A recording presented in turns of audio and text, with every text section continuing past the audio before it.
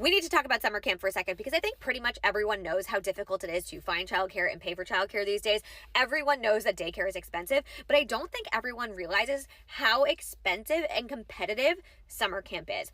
It is January and I am already registering for summer camp because if I don't, my kids will not get in. It is incredibly competitive. So last night I was sitting down and I was looking at all the camps we're trying to register for, figuring out when to register, what hours they're going to be open, what they're offering, and how much they cost. And as I was doing this, I was looking at the pricing. And I always compare it to last year because I keep a spreadsheet every single year.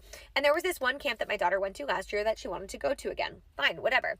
It was pretty expensive. I only had her go for 1 week because of how expensive it was. And for context, it was $475 for the week, which is expensive, but honestly, it's pretty average for what people spend in my state, which is Massachusetts. The cheapest I found last year was $385. So for context, it was $100 more-ish a week for that camp, and she went for 1 week. Well, I went to sign her up this year. It has jumped from $475 a week to $600 a week. $600 a week. Mind you, no snacks, no lunch, nothing. This is almost double the price of daycare for my preschooler. Almost double the price for 1 week. And this is the thing nobody's talking about. The cost of childcare does not go away when your kids get to public school. You still have after school, you have a million days off during the year, and then you have summer camp. And summer camp alone will cost you anywhere between $3,000 to $10,000 for the summer for one kid, which is crazy. Most families cannot afford that, and not enough people are talking about it. And not only can they not afford it, it's incredibly difficult to get into. It is incredibly competitive, and not all of them are available all summer long. So this camp is open for 3 weeks, but this camp is open for 2 weeks. And there's a gap at the end of summer where there's 2 weeks with no camp and your kids don't have school. It is so hard to navigate and so incredibly expensive. And the other thing is, you have to pay for everything up front. I think people don't know that. When you have a kindergartner and you go to register for camp for the first time, you have to pay all of it up front. It's not like you put a deposit down. You are paying the entire fee at one time. You have to know that, because if you don't know that, you're blindsided. The cost is huge and most people are not anticipating that. So let this just be your warning. If you are new to having older kids or public school age kids and you are going to be doing summer camp, you need to know when registration is. You need to get on that ASAP. You need to be saving as soon as you possibly can. I mean, what we do is we use our dependent FSA. We just take that and pay for a good portion of it with that, and then we just save up money. But it's expensive. Unlike daycare where you pay month to month, you are paying all of it. 10 weeks of care up front, which is a ton of money. And honestly, it is more expensive than daycare. It is more expensive than daycare for sure, and I don't think many. I was scrolling through TikTok videos and I came across this lady talking about daycare and daycare summer camp registration. And I went through such a terrible time last summer. You know, if you can identify with this, especially as a single mother, as the default parent. I'm going to do a video talking about default parents in a minute. Just apply my vitamin C to my skin while I talk about this because I was so frustrated. It's January. Oh my God. Last summer, I struggled so much to keep up with work and the kids being at home. As much as I love my kids, as much as majority of my work, I'm blessed to be able to do it from home. But kids don't think that you're just home. They think you're just, don't think you're just home. They think you're just home, not working. They think you're just playing on your computer.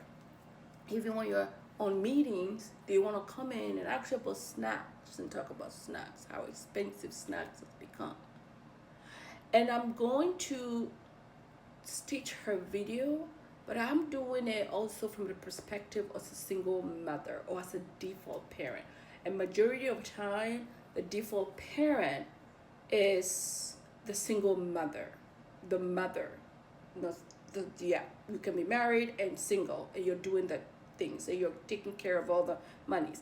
But I'm focusing on how expensive summer camp is in January already, and I had to sign up.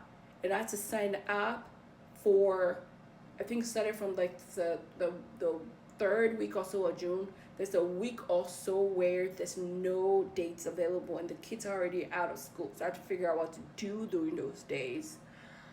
And in my town, they have programs for kids in summer, but it's like this horrendous process where you have to log in by 8 a.m. All the thousands of people in the town had to log in by the 8 a.m.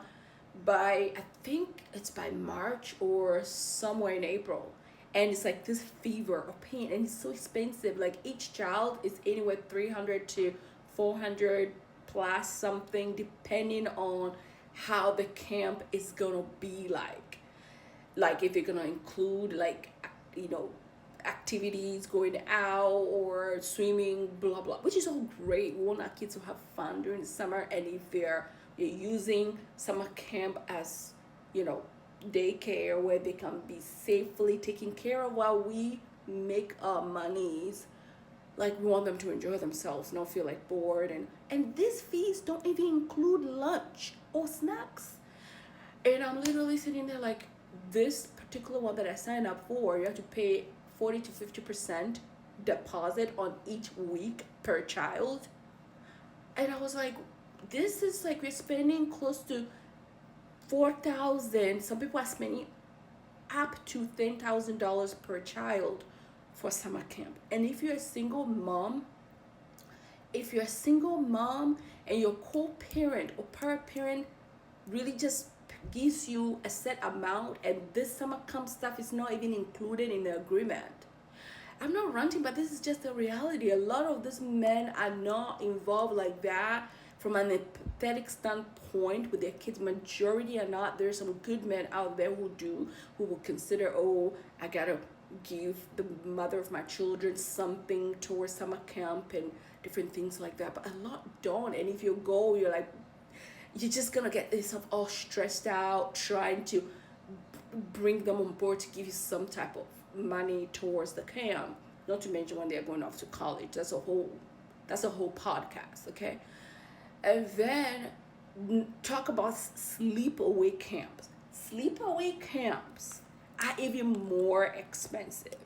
Sleepaway camps, I had one of my kids try it for a week-ish last summer, and it just, the 1 week was like 35 plus sun. Like, I was like, I can't even think about doing it every year, even though she had a good time being away from home and making some new friends, which she's still friends with some of the kids. But what's your experience like registering for summer camp in your town? And cost-wise, and how's registration like? Do you register? Are you registering? Like I had to register now because it's closing. Like even when I went in last week or 2 weeks ago to register, a lot of the spots were all already being taken. And I was like, wow, I was like, let me see if it's already open in that particular program. It's like YMCA. And I was like, wow, what if I had not done it? I wouldn't have had any spots. I can count on my town. And even if you're rallying babysitters in my town, it's not always guaranteed, because some of those high schoolers and college students who do it, they're not always available. You can't rely on that. And trying to get somebody from some of those babysitting companies, you never know who you're getting. And I just don't like leaving my kids with anybody. And I can't rely on a parallel parent who wants to show up when it's convenient for them. And this is the realities of some of us moms. And this is not, we have not advocated for ourselves to take care of our children as much as we love our children. It takes two reasonable parents who are fair and wants the best for their kids. But we don't always get those men like that. So sorry for my rant, but I wanted to talk about summer camp, the cost, and what are your experience like already when you're dealing from the perspective of being married, not being married, single parent, dealing with a narcissistic parallel parent, co-parent, and how you getting the money to subsidize the cost for your children so you can still continue to work through the summer. So not all of us are privileged to be stay-at-home moms. We gotta work, we gotta make the money as much as we can, even if it's half a day. Let me know your experience with this. Bye, love you.